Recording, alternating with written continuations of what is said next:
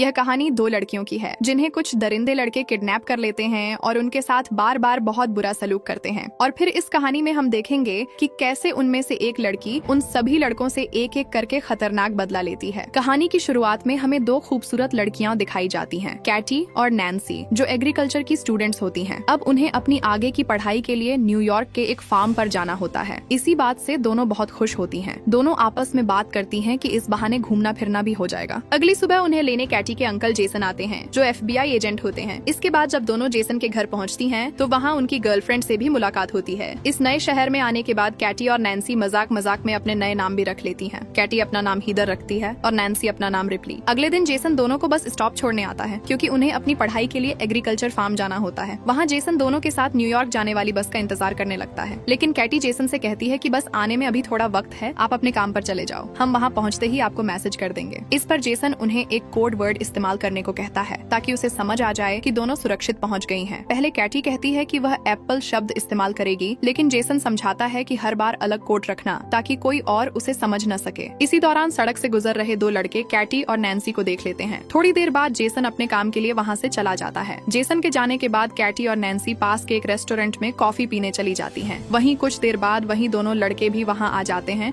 जिन्होंने उन्हें पहले देखा था। उनके नाम जेड और लुकास होते हैं। दोनों लड़के कैटी और नैन्सी से बात करना शुरू करते हैं। कैटी और नैन्सी उन्हें अपने नए नाम बताती हैं, हीदर और रिप्ली। फिर कैटी बताती है कि वे दोनों एग्रीकल्चर फार्म में पढ़ाई के लिए न्यूयॉर्क जा रही हैं। ये सुनकर जेड कहता है कि वे लोग भी वहीं जा रहे हैं और अगर ये दोनों चाहें तो उनके साथ चल सकती हैं। इसलिए दोनों उनके साथ जाने के लिए मान जाती हैं। लेकिन जल्द ही पता चलता है कि जेड और लुकास उन्हें फार्म पर नहीं बल्कि अपने घर ले जा रहे हैं। उनका घर जंगल के बिल्कुल पास होता है। ये देखकर कैटी और नैन्सी दोनों घबरा जाती हैं और तुरंत कहती हैं कि उन्हें सीधे फार्म पर छोड़ दिया जाए। तभी जेड और लुकास की माँ घर से बाहर आती है। वह बहुत प्यार से दोनों लड़कियों को अंदर बुलाती है और चाय पीने के लिए कहती है। वह भरोसा दिलाती है कि थोड़ी देर बाद जेड और लुकास उन्हें फार्म तक छोड़ देंगे। जब दोनों लड़कियां चाय पी रही होती हैं, तभी कैटी के अंकल जेसन का मैसेज आता है। कैटी जवाब में वही कोड वर्ड एप्पल भेज देती है। यह देखकर जेसन समझ जाता है कि दोनों सुरक्षित पहुंच गई हैं। लेकिन असल में सब कुछ उल्टा हो चुका होता है। लुकास की माँ उन्हें खाने के लिए कुछ देती है, जिसमें नशीली दवा मिली होती है। जैसे ही वे उसे खाती हैं, कैटी और नैन्सी को चक्कर आने लगते हैं और उन्हें समझ आ जाता है कि उनके साथ कुछ गलत हो रहा है। दोनों वहाँ से भागने की कोशिश करती हैं, लेकिन ज्यादा दूर नहीं जा पाती। कुछ ही देर में वे बेहोश हो जाती हैं।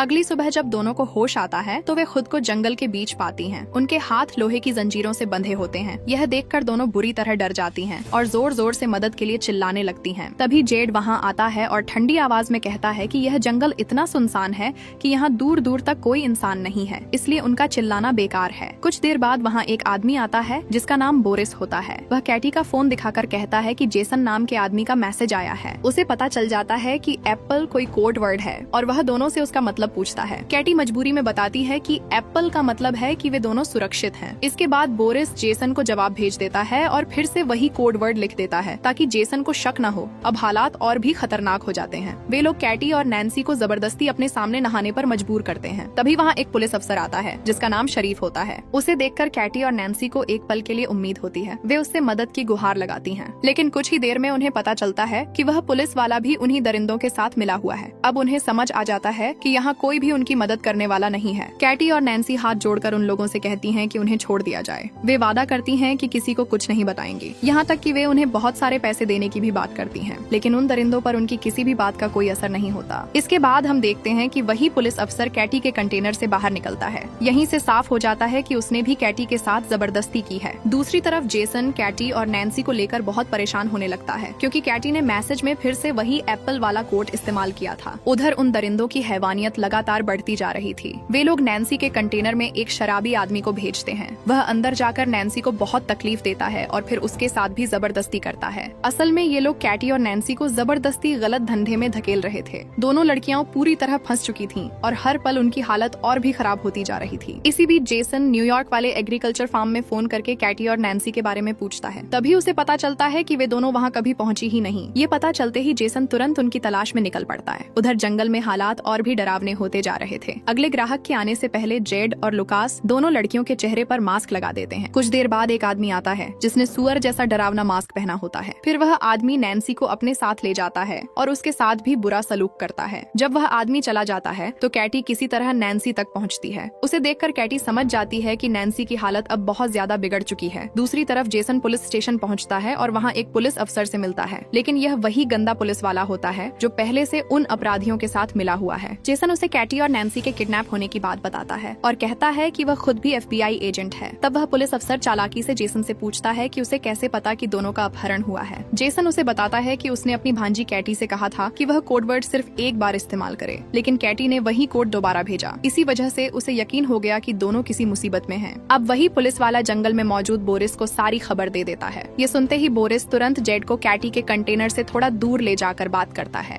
वह कहता है कि इन दोनों लड़कियों का काम जल्दी खत्म करना होगा, वरना वे सब बहुत बड़ी मुसीबत में फंस सकते हैं। साथ ही वह कहता है कि शहर से नई लड़कियां पकड़नी होंगी, लेकिन उन्हें क्या पता था कि कैटी चुपचाप पास ही खड़ी उनकी सारी बातें सुन रही थी। अब कैटी को समझ आ जाता है कि अगर उसने जल्द कुछ नहीं किया तो वे दोनों कभी जिंदा नहीं बचेंगी। इसके बाद बोरिस खुद कैटी के कंटेनर में जाता है और उसके साथ भी जबरदस्ती करता है। दूसरी तरफ जेसन उसी रेस्टोरेंट तक पहुंच जाता है जहां कैटी और नैन्सी की मुलाकात जेड और लुकास से हुई थी। वहां मौजूद आदमी जेसन को बोरिस की कार के बारे में बता देता है। अगले दिन कैटी नैन्सी से कहती है कि ये लोग अब हमें मारने की तैयारी कर रहे हैं, इसलिए अगर अभी कुछ नहीं किया तो हम दोनों बच नहीं पाएंगी। इसी बीच जेड और बोरिस उसी शराबी आदमी को फिर से लेकर आते हैं। वे उससे कहते हैं कि जब तक वे वापस नहीं आते वह दोनों लड़कियों पर कड़ी नजर रखे। जैसे ही जेड और बोरिस वहाँ से जाते हैं, कैटी एक बहुत बड़ा और खतरनाक कदम उठाती है। वह उस शराबी आदमी को अपने पास बुलाती है और उसे बहकाने लगती है। जैसे ही वह उसके करीब आता है, कैटी अचानक उस पर हमला कर देती है। वह इतनी जोर से वार करती है कि वह आदमी वहीं ढेर हो जाता है। इसके बाद कैटी और नैन्सी किसी तरह अपने हाथों की हथकड़ियां खोल लेती हैं और वहीं छिप जाती हैं। कुछ देर बाद जब वही भ्रष्ट पुलिस वाला वहां पहुंचता है तो दोनों मौका देखकर उसकी गाड़ी चुरा लेती हैं और वहां से भाग निकलती हैं। भागने के बाद वे सीधे एक मॉल पहुंचती हैं। वहां से वे कई अजीब लेकिन काम की चीजें खरीदती हैं, जैसे हथौड़ा, कीलें, टेनिस बॉल और कुछ ऐसे सामान जो आगे उनके बदले की योजना में काम आने वाले थे। फिर कैटी और नैन्सी मॉल के कैशियर से बोरिस के घर का पता पूछती हैं। वह उन्हें उसका पता बता देता है। उधर दूसरी तरफ जेसन भी बोरिस की कार से जुड़ी जानकारी निकालते निकालते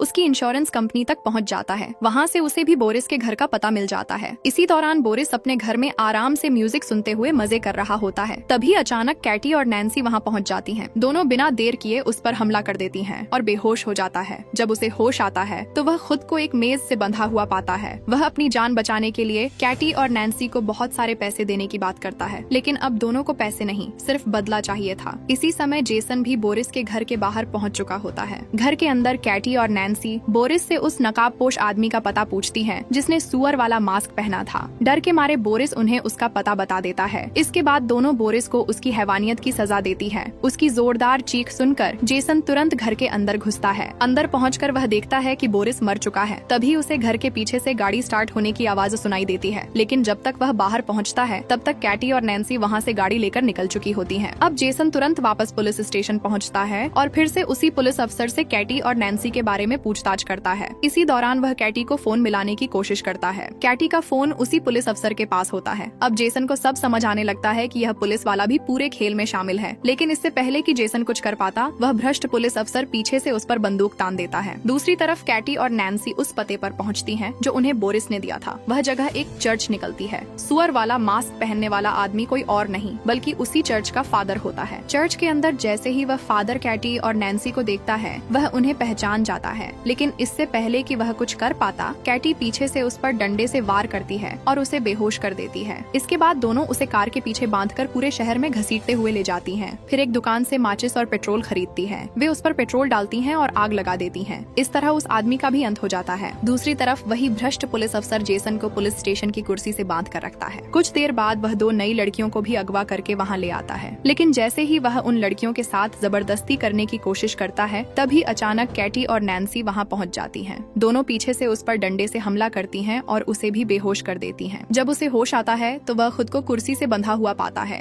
अब वह डर के मारे कैटी और नैन्सी से माफी मांगने लगता है। तभी कैटी एक बंदूक में सिर्फ एक गोली डालती है और उसे डराने लगती है। वह बीच बीच में ट्रिगर दबाकर उसे डराती रहती है। कई बार गोली नहीं चलती, इसलिए वह पुलिस वाला थोड़ा मुस्कुराने लगता है, लेकिन अगले ही पल कैटी सच में गोली चला देती है और वह पुलिस वाला वहीं ढेर हो जाता है। इसके बाद कैटी और नैन्सी उन दोनों अगवा की गई लड़कियों को आजाद कर देती हैं और उनसे कहती हैं कि वे जेसन को भी खोल दें। दोनों वहाँ से निकल जाती हैं। कुछ देर बाद वही लड़कियां जेसन को खोल देती हैं और बताती हैं कि दो लड़कियों ने उन्हें ऐसा करने को कहा था। अब जेसन समझ जाता है कि वे दोनों कोई और नहीं बल्कि कैटी और नैन्सी ही थीं। उधर दूसरी तरफ जेड और लुकास की माँ घर में शराब पी रही होती है। उसे अचानक चक्कर आने लगते हैं और वह बेहोश हो जाती है। जब उसे होश आता है तो वह खुद को घर के बेसमेंट में कुर्सी से बंधा हुआ पाती है। उसके सामने जेड भी बंधा हुआ होता है। कैटी और नैन्सी जेड को उसकी माँ के सामने ही सजा देती हैं। कुछ ही देर में जेड की मौत हो जाती है। यह देखकर उसकी माँ जोर जोर से रोने लगती है। इसके बाद वे उसे लुकास के पास ले जाती हैं। वहाँ कैटी लुकास के हाथ में एक डंडा देती है और कहती है कि अगर वह अपनी माँ को नहीं मारेगा तो वे उसे गोली मार देंगी, लेकिन लुकास ऐसा नहीं कर पाता। तभी नैन्सी उसे गोली मार देती है। फिर वे सब कुछ इस तरह सेट कर देती हैं कि ऐसा लगे जैसे माँ और बेटे के बीच लड़ाई हुई और दोनों की मौत हो गई। अब आखिरी में लुकास की माँ कैटी और नैन्सी से अपनी जान की भीख मांगती है। वह कहती है कि उसके पास बहुत पैसा है और अगर वे चाहें तो वह सब कुछ उन्हें दे सकती है। लेकिन यह सुनकर कैटी और नैन्सी सिर्फ हंसती हैं और आखिर में कैटी उसे भी उसकी क्रूरता की सजा दे देती है। कुछ दिनों बाद हम देखते हैं कि अंकल जेसन कैटी और नैन्सी के घर पहुंचते हैं। अब सब कुछ खत्म हो चुका होता है। इसके बाद जेसन दोनों को अपने साथ वापस न्यूयॉर्क ले जाने के लिए तैयार होता है और इसी सीन के साथ ये फिल्म यहीं खत्म हो जाती है। दोस्तों, अगर आपको यह वीडियो पसंद आई हो तो वीडियो को लाइक जरूर करें और चैनल को सब्सक्राइब करना बिल्कुल मत भूलिए। मैं आपके लिए ऐसी ही और भी मजेदार और दिलचस्प फिल्मों की कहानियाँ लेकर आती रहूंगी।